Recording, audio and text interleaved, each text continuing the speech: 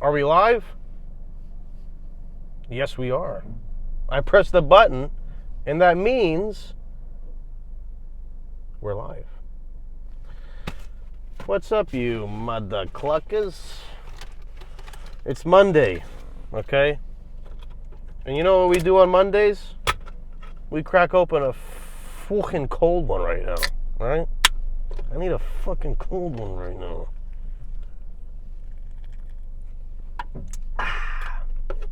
Yeah! A nice cold one.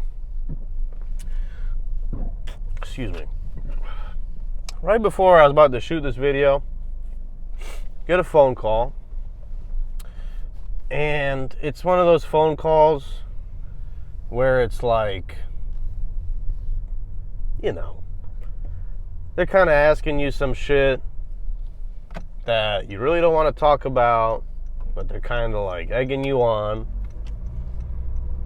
And then you get to a point where it's like, all right, you want to talk about it right now? Let's do it.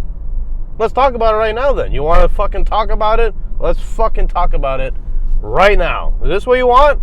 Well, here you go. And I gave it. The other person did not want it, but I fucking gave it because you asked for it. All right? If that's what you want, then God bless. This is the fucking YABACHABA MMA show.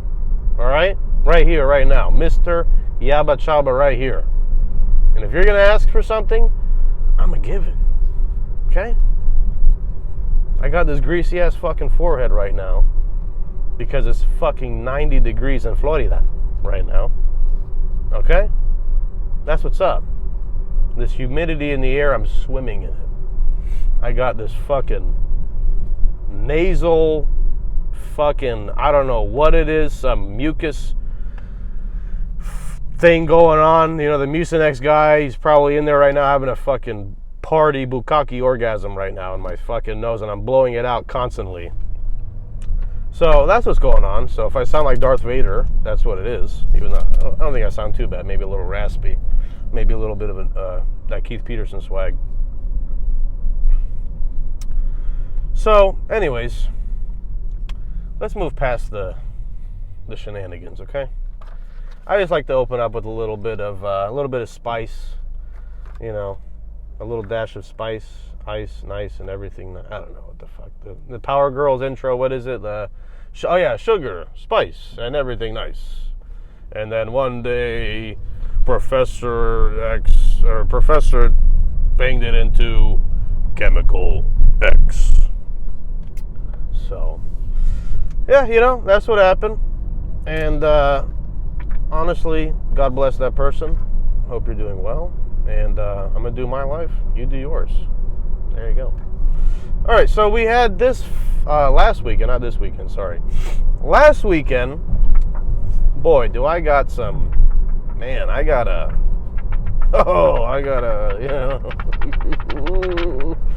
I got a lot to talk about, but I also have a few apologies I have to issue out. But we'll go in order first. Let's go in order first. So we got, there's maybe two fights I skipped out, like the Jenkins fight. I could really care less because it was just lame. And maybe another fight that I just kind of whatever. So let's start from the bottom. We had Dumas versus Brundage. So Cody Brundage took this fight on a week's notice, thinking, hey, this can be easy work. I'm going to take this guy down, and I'm just going to, show him how much of a man I am. That didn't really work out too well. Yeah. Didn't really work out too well. Dumas really showed great improvements in his wrestling takedown defense.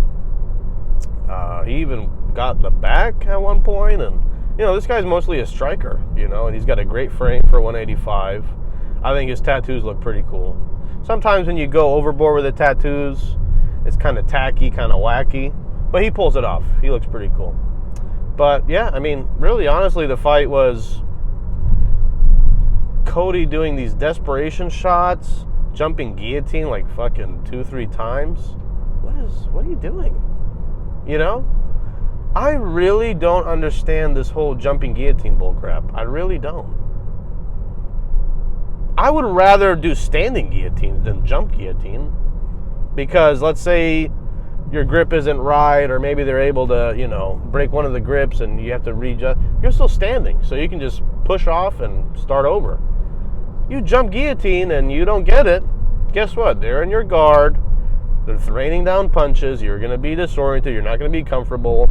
And you're just fighting from a disadvantageous position.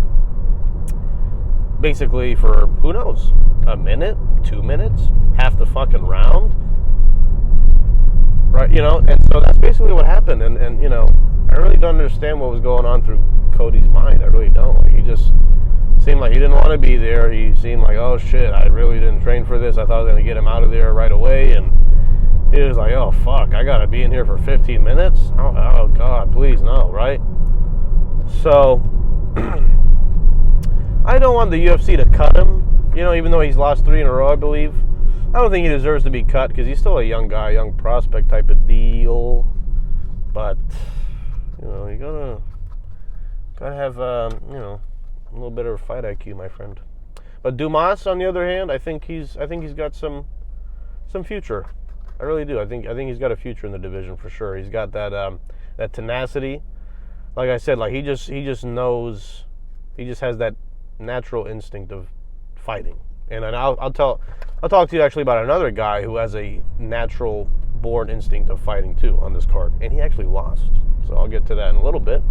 Then we got, oh man, yeah, this one broke my heart, man. Trevor Peek, man. You got Trevor Peek and Mariscal. So basically, Trevor Peek came out swinging like a bat out of hell, and that's what he does in every fight.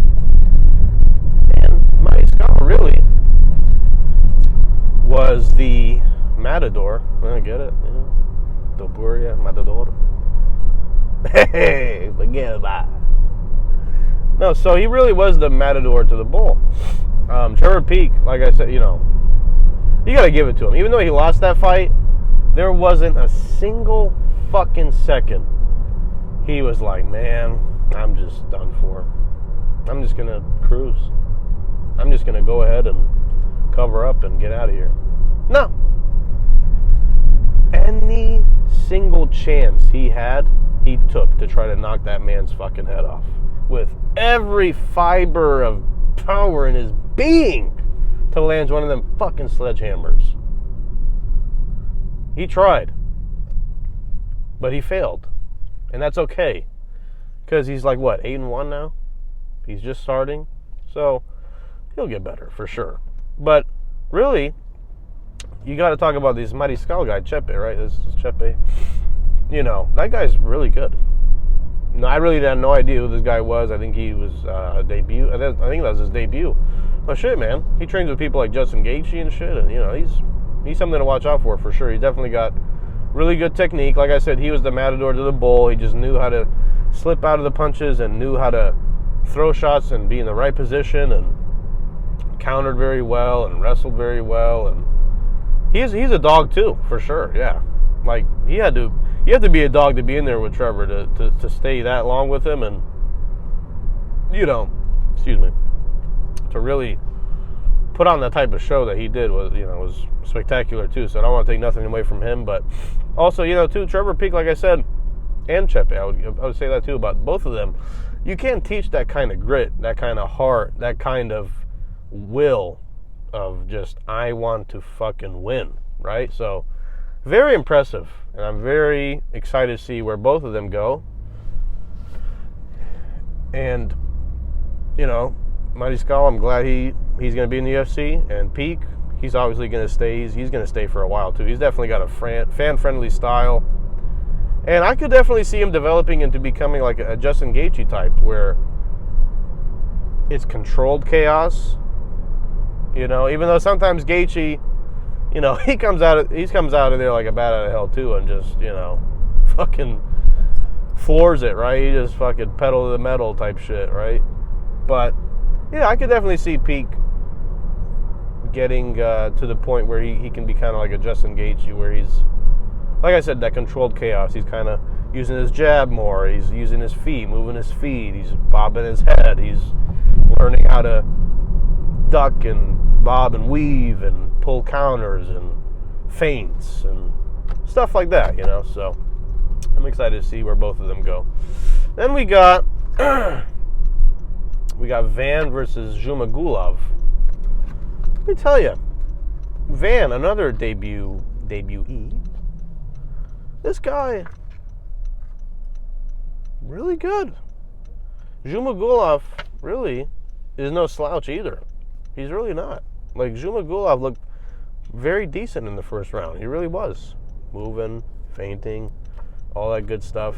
But then Van really just knew how to throw that jab, find his rhythm, find the distance, and really learned how to take over that fight, really. I would say Zhumagulov had a really good first round, but then Van really started turning it up, especially in the second round. And third round was pretty good too. But yeah, this Van kid really has really clean boxing.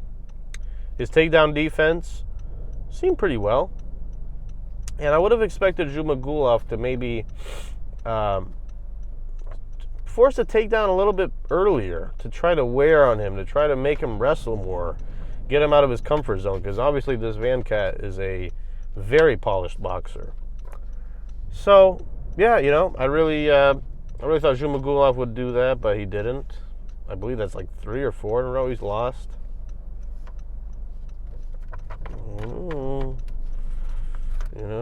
Next thing you know, you might see the Grim Reaper. I don't know why I got a pen to act like a scythe. But really that's not what it is. It's no Grim Reaper. It's more like a more like a, you have been let go. So, sorry, bud. I can't lose 4 in a row or 3 in a row. It's just not happening. This is the creme de la creme. The best of the best in the UFC. Okay?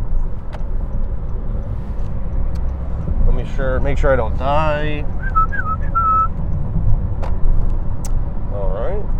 I don't want to end up on fucking Instagram. That's what Instagram is now. Did you know that? Did you know that Instagram is like live leak now?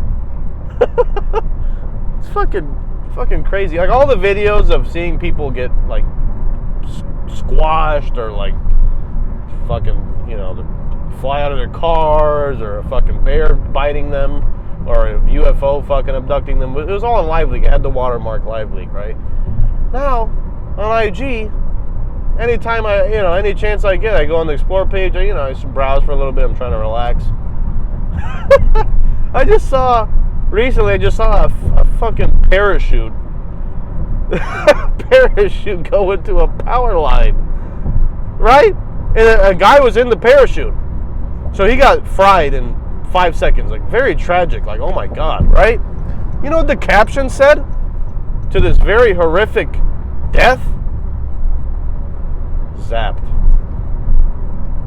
Holy shit. You want to talk about being desensitized? Like, oh my god, right? Crazy shit.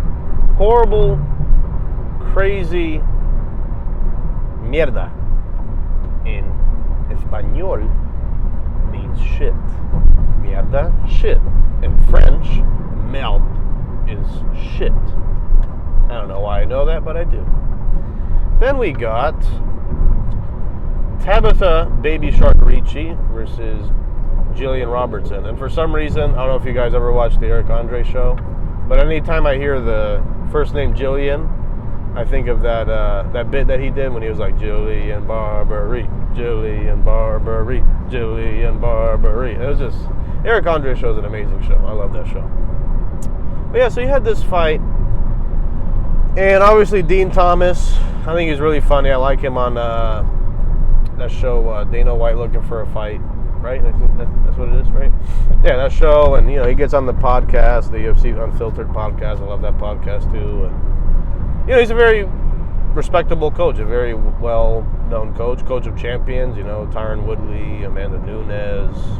And so he's been with Jillian Robertson for quite some time, ever since she was 16, which is a long, long time, right? And Jillian Robertson isn't a slouch either. And Tabitha Ricci, I believe, is more of a newcomer, even though she's ranked 15. But, man, it's just really crazy watching this fight, because obviously I know more about Jillian Robertson than Tabitha Ricci, which I've seen Tabitha Ricci's fights, and she's very, very good, very athletic, well-rounded, knows how to use her feet very well, and her strikes are pretty decent. I wouldn't put her in the category of being a champion. Like right now, do I see, oh my God, she's gonna be a champion? Holy, no. But she's decent, right? So I'll give her that. But in this fight, it was weird, right? Like they're flyweights, or was it strawweight? I'm sorry. Was it strawweight? Oh my God. How can I have an MMA show? I don't know what fucking weight class they're in, right? Unbelievable. So they're fucking, they're fighting. And the whole time, it felt like they were fighting underwater. Right? Like if you're, try to think back to that fight, I swear to you, it was like they were fighting underwater. I'm like, what is going on? They're not heavyweights. These are women that probably weigh like 120 pounds in there, 125 maybe-ish. They're not that big, right? So, why are they fighting like they're slow? Like I'm telling you, the strikes were coming in so slow. And really, when I think about that fight, actually knowing how Jillian Robertson is an ace on the ground, like her jiu-jitsu is incredible. Like I think she's up there with the most submissions, I believe, in, I think it's strawweight history, or... Yeah, it is strawweight history. There we go, yeah. Because Mackenzie Dern's a strawweight, and she wants that. Yeah, I get it, for sure. But, what are you doing? You're not even trying to take Baby Shark down? At all in the first round? At all? What are you doing? You submit Rose in under a minute? And Rose is a very great grappler in her own rights, right? And Jillian Robertson, of course, is a extremely well-versed grappler, And it just, like I said, I think I said this in other videos. Like, I'm tired of seeing these jiu-jitsu specialists, these extremely, extremely talented people when it comes to on the ground, have no fucking way to bring it to the goddamn ground. It blows my mind. Your specialty is fucking jiu-jitsu, but you can't take him to your world? How does that make any sense? I got this brand new fucking McLaren, dog. This shit goes fucking 0 to 60 in fucking 1 fucking second, bitch. Oh yeah, you wanna come show me? I wanna see it. Nah, I don't got any fucking gas. Fuck it, forget about it. That's what it is. It's like having no gas in a fucking supercar. It's like, what's the point of having the fucking supercar if you don't have any gas in it? Same thing. Why have this incredible skill set of jiu-jitsu and you don't fucking use it? Like, you don't have any means to get it there. The fuck is that about? You know what I mean? So I can only imagine how disappointed Dean Thomas was. And to be frank, Tabitha Ricci did what she had to do to win. Kept it standing, landed the better strikes, used her footwork, and got the job done. Was it the greatest fight in the world? No. Was it a very disappointing fight to watch? Yeah. Especially when you see somebody as talented as her not use anything.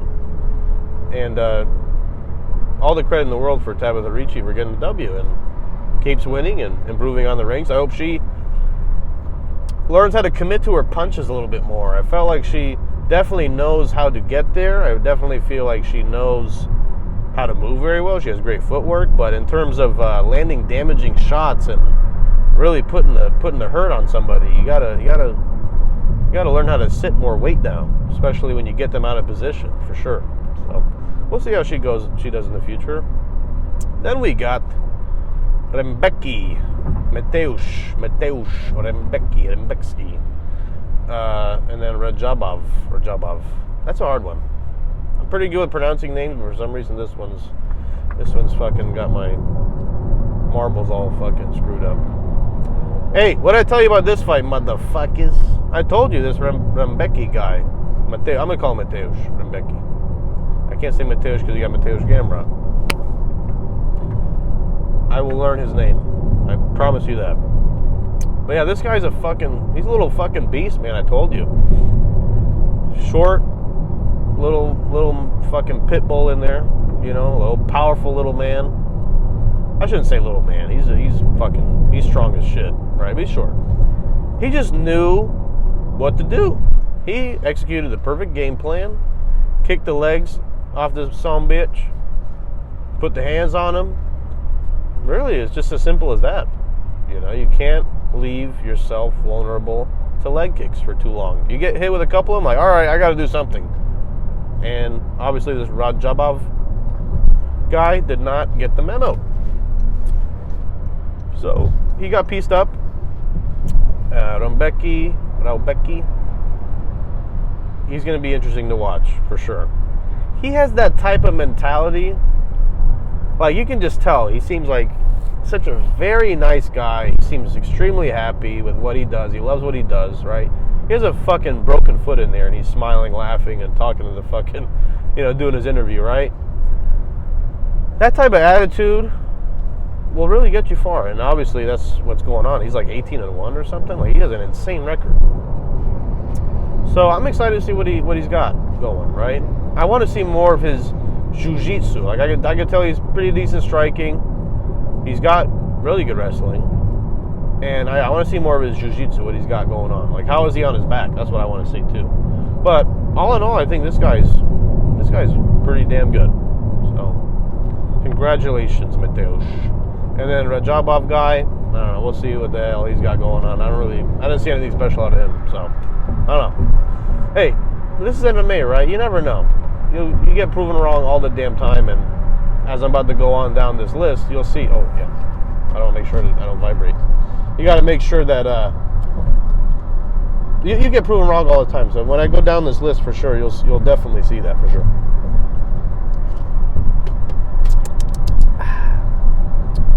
Then you got Randy Brown versus Wellington Thurman. I thought it was so funny how John Anik said beef Wellington, which I heard is like the most. Shit, I didn't press the button today. Which I heard is like the most hardest, like the hardest dish to make is a beef Wellington. I don't know. I don't even know how the fuck any of that shit is. I really could care less. I'm a very simple man. Being a simple man. I'm just gonna say this real quick. Being a simple man, knowing what you want, not overcomplicating things, really goes a long way. Having simple needs, really, really does go a long way, and it really makes your life so much easier. If you know right away what you want, and you know how to get it, it's just that simple, right? And I don't even know where the fuck I'm going with this, but yeah, I'm just a simple man, and more people should try to simplify their life as much as they can, and you'll be much happier. I don't know, that's what I'm going to say.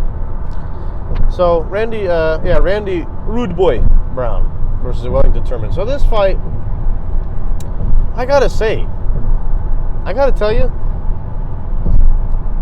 even though it's the way you win a fight is obviously you got to win more rounds than the other person. So it's a fucking 3-round fight, you got to make sure you win at least 2. It's a 5-round fight, you got to make sure you win at least 3. I get it, okay? But this is one of those fights where I really wish it would have been like fucking Pride rules, which I think they had the best rules. They really did, man. You know? You're judging the fight as a whole. You have the first round, which was fucking 15 minutes, right? And it felt like they had the most realistic judging criteria in terms of a real fight. Even I like having the ring because you don't have the cage to help you up when somebody's trying to take you down. Having that ring with the ropes, you're fucked. You got taken down, you need to learn how to get up on your own. You're not getting no fucking wall to help you. Having that wall helps tremendously. It's amazing. Because then you literally just scoot your butt to that fucking the cage, the wall, whatever, and they won't be able to take your back as long as you have your back against it. And you just fucking pop right back up. So, why do I keep going off topic here? I'm fucking all over the place. So, yeah, you know, Randy Brown really didn't win this fight. That's where I'm going at. He didn't win it. I'm sorry. He really didn't. He looked very good in the first round. Like, I remember in the opening seconds, he was blazing fast and touching him up and this and that. But then Wellington, Beef Wellington here, he was kicking his legs. He was hurting him real bad with those leg kicks. I really don't understand how his corner, I love Glover, but I'm like, dude, I would have told him, you need to kick his calves as hard as you fucking can, as many times as you can, because he kept stance switching. It was hurting him real bad, and I'm very surprised he didn't keep going back to that well. So, yeah, you know, I just felt like Turman definitely did the more damage, for sure. I believe the first round, or was it the second, they kind of had like a clinch position where Randy was kind of manhandling him more against the fence. But then you had the third round where Beef Wellington really fucked him up. Like his face was just battered and bruised and really damaged and all that. But I would say Wellington really did a great job. Like I said, using those leg kicks, his hands look really good. Like I think he looked amazing in his debut at 170. I think in the UFC, right? Yeah. I think he fought 170 before, but no, he really looked really good. I thought his technique looked really good compared to how he used to fight before. I feel like he's improved so much, right? And Randy Brown, on the other hand, I feel like he's got a lot of talent, but he's definitely got a few holes, you know, for sure. Like, got to have better defense with those calf kicks. You know, the leg kicks, especially him being so tall and his skinny legs, that's definitely going to be a target. So, we'll see how that goes on, but for sure, if I was in Turman's group and all that, I would say that was a win. Even though the judges said differently, I would take that as a win. I think he's improving really well, and I definitely see some talent in him for sure. He's got something. Like when I watched that fight, it was a very, very great fight, very competitive. They were throwing heavy leather on both sides. But all in all, I really do feel like Beef Wellington, he's really, he looked really, really good. So I want to see what he does in his next fight for sure. Randy, on the other hand, I think he looked pretty good too. Like I wouldn't take anything away from him. But also another thing before I forget with Turman, he was so focused on trying to get the fight to the ground. Even though I know he has really good jiu-jitsu.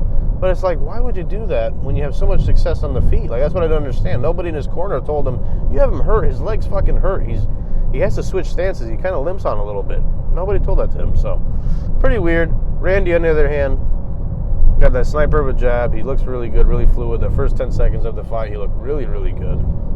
Wish he could keep that up more and really try to switch it up more and try to maybe get a takedown here and there. But all in all, I think he did pretty good too. I would actually like to see Randy go up to 185 since he's so tall and has such a crazy frame. Why not beef up a little bit and go to 185? You know, you'd be the quicker guy. You know, for sure. So we'll see how that goes. But great fight. It was a very good fight. Then you got Neil Magny versus Phil Rowe. Sorry, I'm getting a little winded here. I need my medicine.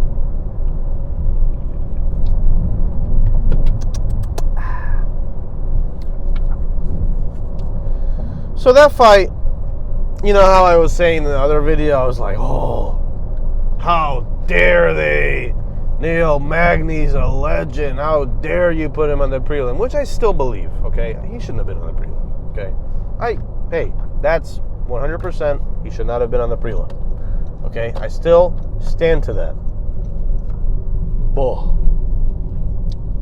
the fight was ass. It was ass. Okay, it was caca, basura. Really not good at all.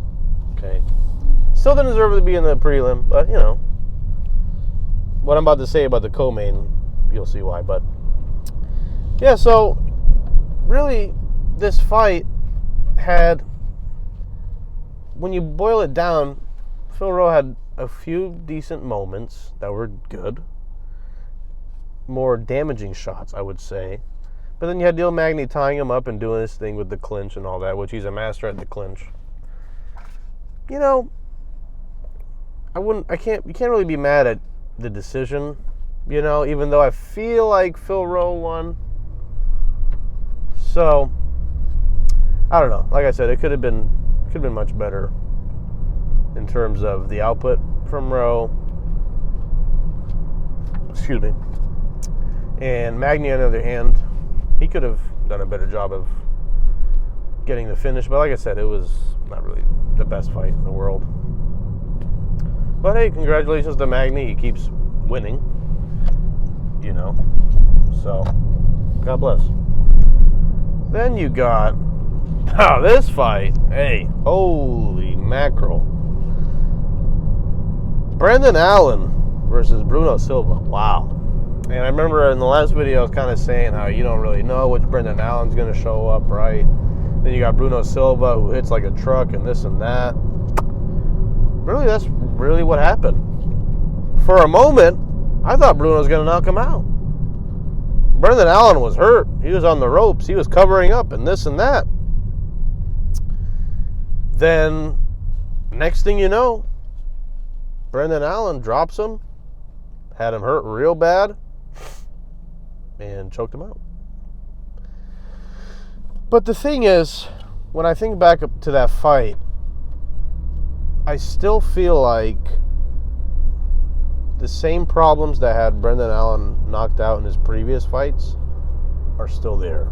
The lack of head movement, the stationary stance, it's still there.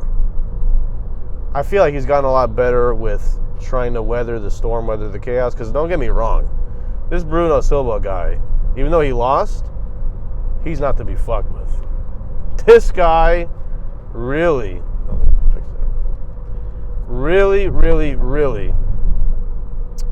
loves to fucking throw down and loves to take your head off. And you could tell, like, when he throws, he's just so confident that he just lands fucking one of these bad boys, and it's over. It's fucking night-night for you, bud. But Brendan Allen said, oh yeah? Not in my fucking house.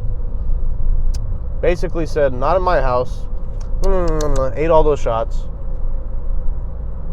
And put Jit night-night. That's basically what happened. Brendan Allen, though, is he ready for the top 5? I could see it. Like I said, he either looks like a world beater or he gets knocked out. Like I said, he still has those tendencies where he gets hit, and you know what I mean? That's still there. He has to be more elusive, more fluid, bobbing and weaving and moving and shit. So we'll see. He's still a young guy, and his jiu-jitsu is obviously nasty. His finishing instincts are nasty. He's got power in his hands. So we'll see. You know, I think he's got a bright future. Bruno Silva, on the other hand, man, it's just, you know, he had him hurt, right? And if I was on his team, I'd tell him, yo, you had this guy fucking hurt, man. You had this guy, he was about to be done. And you let him come back, right? So I just wish that Bruno would use his jab more, maybe. It's all about fundamentals at the end of the day, right? But really, if he just used his jab more and just try to control it just a little bit, but it plays to his strength to be a little wild because the opponent doesn't know what the fuck he's going to get hit with next, right? He gets hit with something big. He's like, oh, shit, right? And he's kind of like a little bit of in a panic because you're hurt. You kind of, want to stay in the fight, right? So really, I just wish you'd kind of tone it down a little bit more. Never hurts to add some wrestling, switch it up, right? So I just go back to the basics. But he's gonna stick around. Dude's nasty. He's gross. But congratulations, Brendan Allen. Then we got what I was talking about earlier with natural fighter instinct. I would say this about both of them, to be honest with you. David Onama versus Gabriel Santos. And I'm very glad that the matchmakers put this on the fucking main card. Good for them. They got some shine, right? I'm very happy that these young guys got the shine that they deserve. They're extremely talented. And really, the fight was incredible. I mean, you want to talk about skill. You want to talk about the future of featherweight. Wow, right? This David Onama cat obviously has bricks in his hands. He's got crazy power, extremely athletic, and he just really knows how to be in the right positions at the right time, which is really smart. Really good boxing, decent takedown defense. And Gabriel Santos, on the other hand, when I talk about natural fighting instinct, I really feel like this kid has it. Dana White again. I'm fucking Dana again. Where's my bald head? That's fucking illegal. So, yeah, this Gabriel Santos guy, man, really, I just see so much talent in this guy, man. I really fucking do. I'm not trying to fucking blow him or whatever, but I'm being honest. Even though he lost, I see so much potential in this guy. Like, really. He is nasty. David Onama, same thing. Like, I'm not trying to, take the win away from him. Like, he's fucking gross, too. Crazy knockout power, like I said.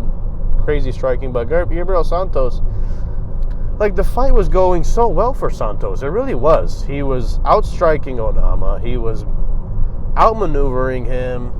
Timed really decent takedowns. Even when Gabriel Santos was in bottom, in guard or whatever, throwing up arm bars left and right. Almost had an arm bar, and Onama exploded out of it. And Gabriel Santos took his fucking back and had the body triangle and was trying to get the choke in. It's like, really, Santos was really winning this fight until he wasn't, right? And that happens in a lot of fights. It's like, oh, I was winning until you weren't, right? But